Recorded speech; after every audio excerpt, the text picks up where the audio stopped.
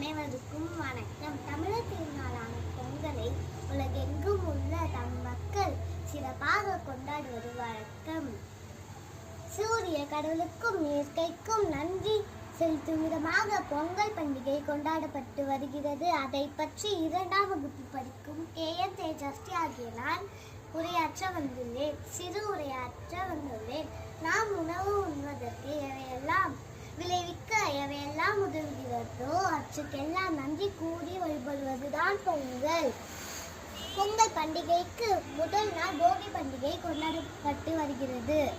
பழைய எண்ணெய் கழிதலும் புதிய எண்ணெய் புகுதலுமே போகி ஆகும். நம் மனதில் இருக்கும் தேவையற்ற எண்ணங்களையும் தீய எண்ணங்களையும் ஒழித்து பொங்கல் கொண்டாடுவோம்.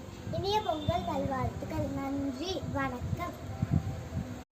அனைவருக்கும் வணக்கம். தமிழர் திருநாளான பொங்கலை உலகெங்கும் உள்ள தம்